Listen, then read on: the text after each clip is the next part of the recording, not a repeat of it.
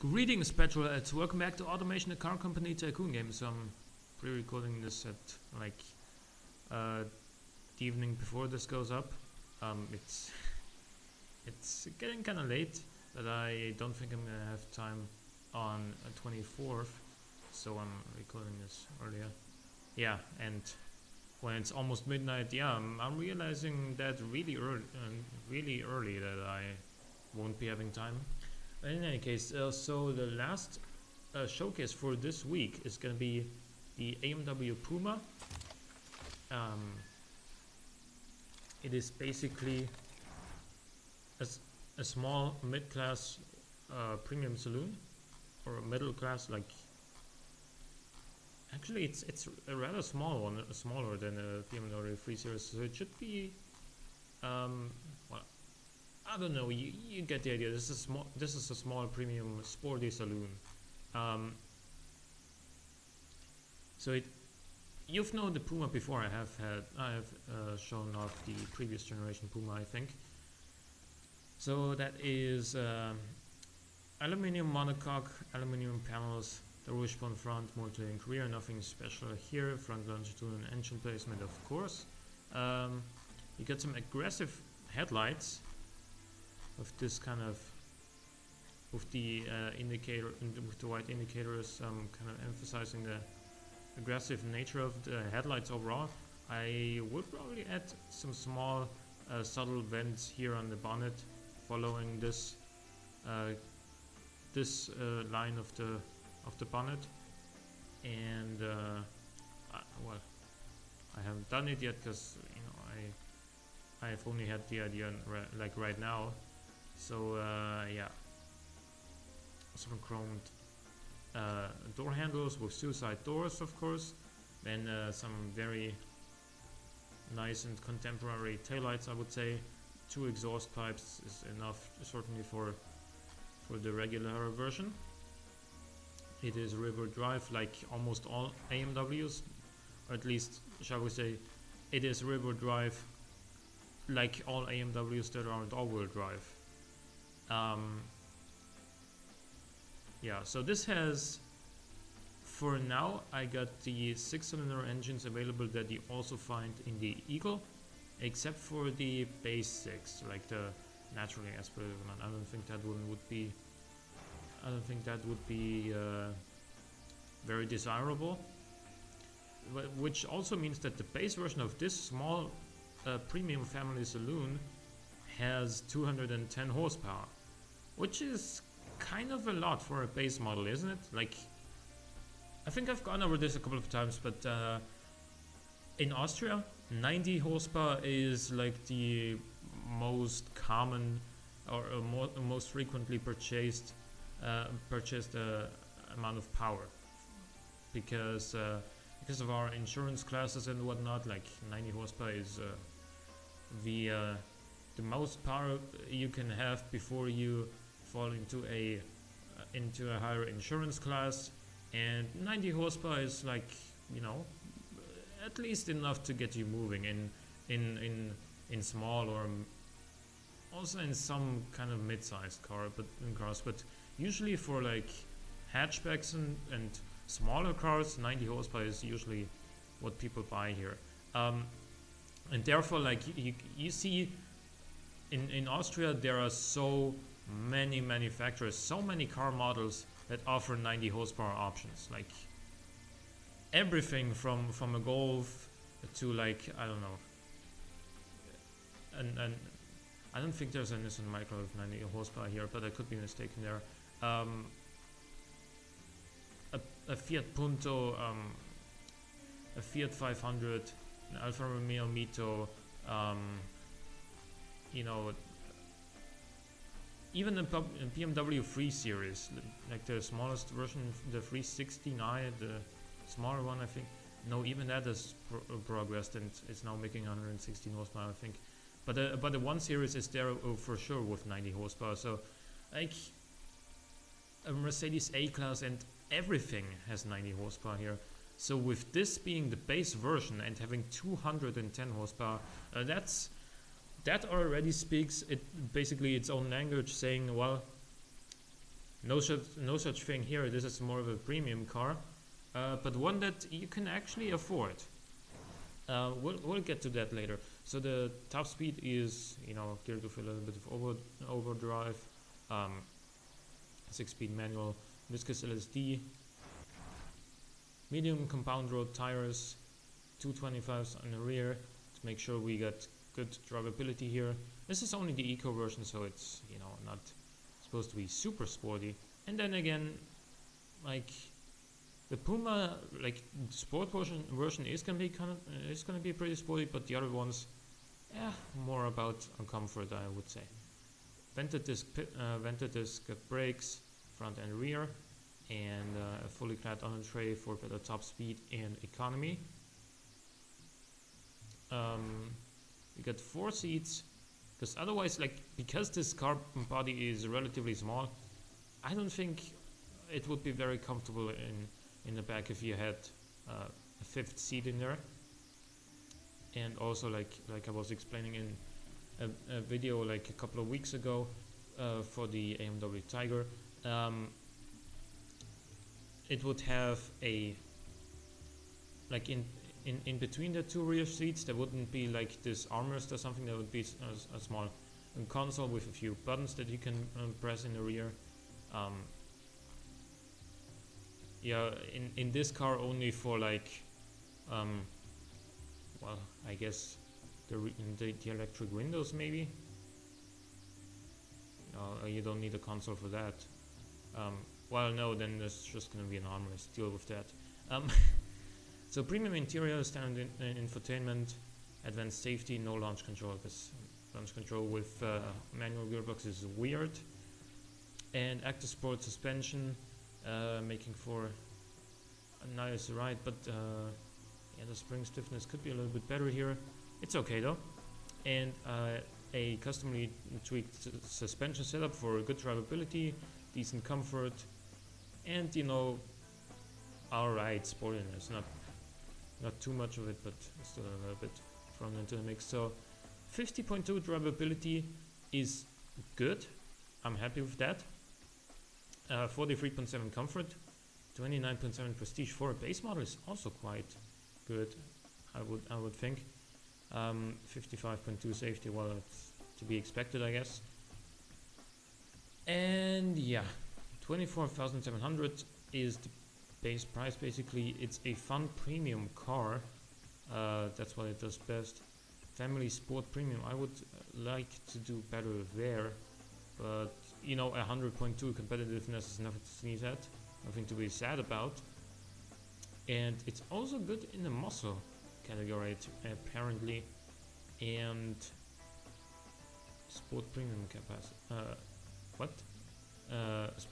Sport budget class. Sport budget category, I should say.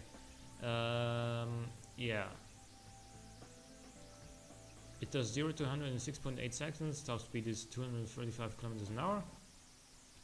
And it's for a base version, that is certainly fast enough, right?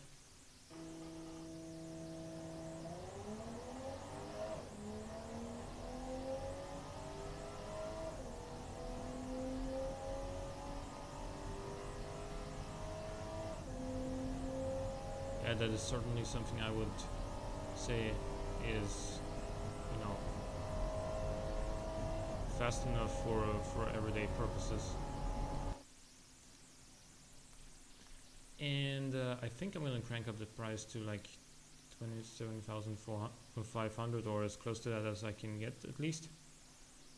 And there we go. Then it's very marketable for family sport premium. Just needed to be a little bit more expensive for that, I guess. Also, economy is really good. 7 liters basically per 100 kilometers. Again, for a 2.5 liter turbocharged 210 horsepower engine in a premium saloon, even if it's a small one, that's good. I'm fine with it. And there's the Fun 6 with the with this engine. You also find in the Eagle Fun 6. Not really much more to say there. Same 6-speed transmission. same tire diameters, slightly revised suspension. You can see that sportiness is now at 0.90 rather than 0.88, and brakes are the same because they're still fine. Cooling outflow is still the same even actually. Interior choices are the same, and the suspension has been tweaked slightly, especially the spring stiffness. Brought us some more sportiness without hurting the drivability too much. We get a little bit of bottoming out apparently.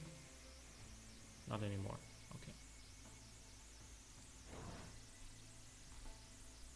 So overall 46.6, excuse me, drivability, 38.6 sportiness is certainly getting there. 43.3 comfort, 30.2 prestige, and 55.3 safety. Economy again is not bad at all, and the weight is just, you know, basically 1500 kilograms. 6.2 seconds from 0 to 100. That is really like for somebody who's used to everyday cars. That feels fast. 6.2 seconds feels fast. I've driven cars that do about this 0 to 100 time.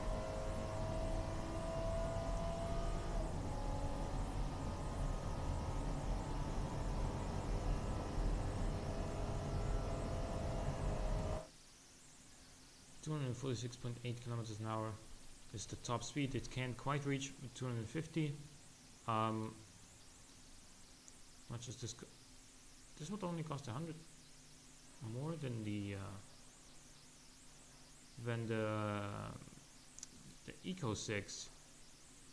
So what we should do is price this a little bit higher. 28,500 perhaps. 28,520. Doesn't matter. Just imagine it being 28,500. So we would still be very competitive in Family Sport Premium and Fun Premium, although more so here and on the muscle side because we do have more power. Right. I've gone over this, and now it's time for the Sport 6, which has, you guessed it, the sport version of the 2.5 liter turbocharged engine block. 280 horsepower, also found in the Eagle Sport 6 and Sport X6 for that matter. Yeah, so 6 ratios, again, bit of overdrive, but a higher top speed of course, because we do have quite a bit more power. Wider tires, because it needs them. We also are running sports tires now, because, you know, sport means sport, and there's no, like, most manufacturers just go in too much of a compromise there in that regard, I think. Yes, we do have a little bit more downforce here on the wing arrows, and there's some interior. Sportiness has been retweaked though. I think if I go a little bit more aggressive, wait. Oh yeah, I wanted that. Yeah, if I go a little bit more aggressive on the front camber or a little bit less aggressive on the rear camber, then it'll oversteer. Alright, bottoming out is also a tiny bit of an issue, not anymore though. And stat, 43 drivability, so this is the lowest of the bunch, but that is to be expected. 46.2 sportiness is the highest of the bunch, again expected. 41.3 comfort, 30.7 prestige, 55.5 safety. Economy is a little bit less good than on the other versions, but still okay. Like for a car that does 0 to 100 in 5.5 seconds, it's certainly not bad. Also, top speed is 250 kilometers an hour, because that's what I used the aerodynamic, like the wing angles for, to kind of aero limit this car's top speed.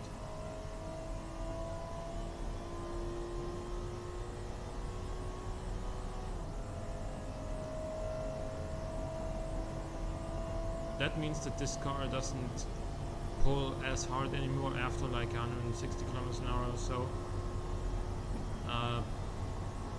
But how often are you really gonna use all the power? Like how often are you really gonna go faster than like 100 miles an hour?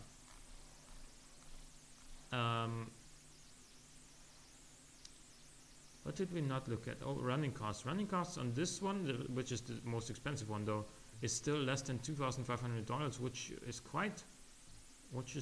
I'm quite pleased with, because that is reasonably low, even for a sport version, especially for a sport version, I say. So with the Fun 6 costing 28,500, this should cost about 30,000. And there we go. That's Fun Premium, Family Sport Premium, and Muscle. I don't know why I don't know why this is so good in muscle car category. But I guess it's. I mean, if anything, it should be more potent in the pony category, because it is a small car. Why is this not very potent here? Sportiness could be higher. Prestige could be higher. Quarter mile. What do we do with the quarter mile? The quarter mile time is good. Or at least it's not bad. I've built pony cars that are, more competitive here but slower with the quarter mile.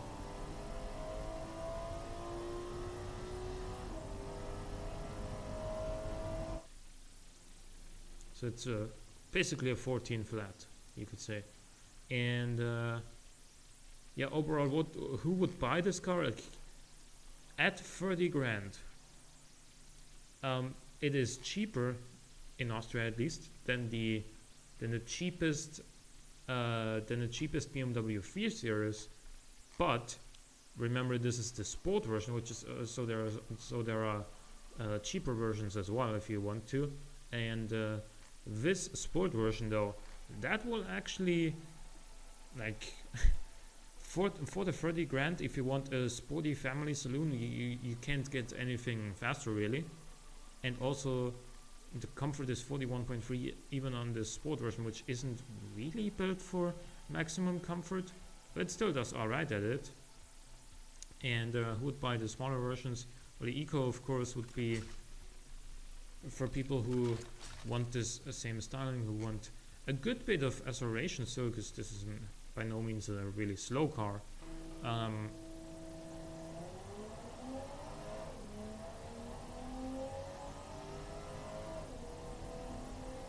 But if you also want like good fuel economy along with this acceleration, then well, this is it. It is kind of, it might be like to the average person, to the average driver, I would say. Let's say to the average quote unquote mature driver, by that I mean 40 plus years old, it may seem a little bit unreasonable to offer a 210 horsepower base version of of a car that somebody would drive every day. That is definitely a fair point, but just those people, the 40 plus year olds, or especially 50 plus year olds, they're used to a different age, a different era of car building. When they were the age that I am now, like 23 right now, or let's just say between 20 and 40. When they were younger, a 210 horsepower car would use like 12, 13, 15 liters per 100 kilometers, and because it is known that manufacturers' claims on fuel economy are almost always too low, they think that still applies in today's age. Like, this car will obviously use like 13 liters per 100 kilometers if you thrash it. Yeah, sure, but how many times are you really gonna thrash it? But let me tell you one thing. If you have a so-called eco car, it'll be economical if you drive it in such a way. But if you don't, then well, it's gonna drink a lot of fuel. It is mostly the driving style that makes the car thirsty, unless you were talking about like a 7-liter V8 or something.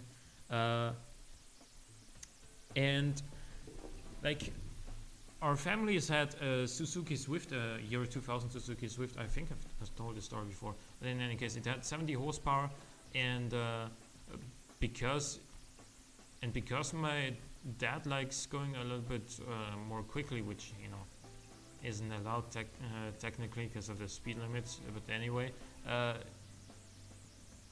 in order to get that thing moving, you gotta rev it out, and if you rev it out, that thing is thirsty. Let me tell you that much. Worse in a car like this, to get to the point, you got a 2.5 liter turbocharged NN6, and it's got good torque, especially in the mid-range, which is where you should be driving it anyway. And that means like you don't need to rev it out to go anywhere, and you can get closer to the manufacturer's claim as far as economy goes. That was a very roundabout way of getting to my point, but I think you'll understand it better this way. So yeah. Also the emissions, holy crap, those are like next to no emissions at all. And yeah, don't forget to check out episode number 195 for the fan build competition that is running until this Sunday. Also, I will be streaming tomorrow.